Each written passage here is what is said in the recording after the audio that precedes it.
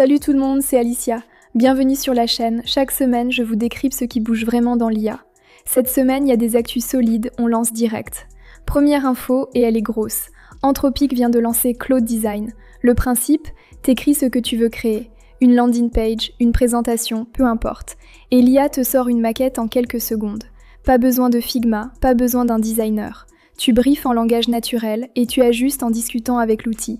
Un commercial, un marketeur, un dirigeant, tout le monde peut maintenant créer un visuel sans dépendre de personne. C'est une vraie révolution pour l'autonomie au boulot.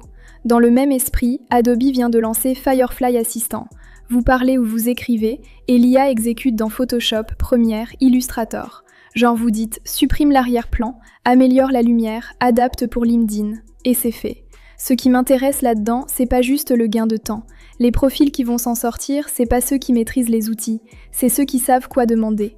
Le prompt, c'est la nouvelle compétence clé. Celle-là, j'adore. La marque Pods a transformé ses camions de déménagement en panneaux publicitaires intelligents à New York. L'IA analyse le quartier, la météo, le moment de la journée et adapte le message en temps réel. Résultat, plus de 6000 messages différents pour près de 300 quartiers en moins de 30 heures. C'est la fin de la pub générique. On rentre dans l'ère de la communication contextuelle. Outil de la semaine, Scrunch. Vous connaissez le SEO pour Google. Maintenant, il y a le GEO, Generative Engine Optimization. Est-ce que les IA comme ChatGPT ou Claude comprennent bien votre site? Est-ce qu'elles vous citent dans leurs réponses? Scrunch permet d'analyser exactement ça.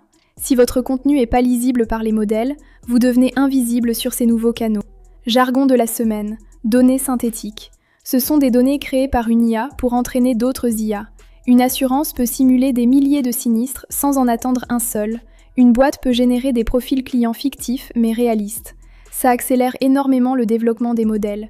Vous allez de plus en plus entendre ce terme. Et on termine avec le Dream Recorder. Vous vous réveillez, vous racontez votre rêve à voix haute, et l'IA génère des images pour le reconstituer. Gadget pour l'instant, clairement. Mais ça pose une vraie question. Si l'IA peut matérialiser nos rêves, jusqu'où peut-elle aller avec nos souvenirs? Donnez-moi votre avis dans les commentaires.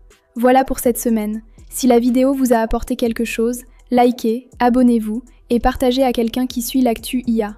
À la semaine prochaine, prenez soin de vous.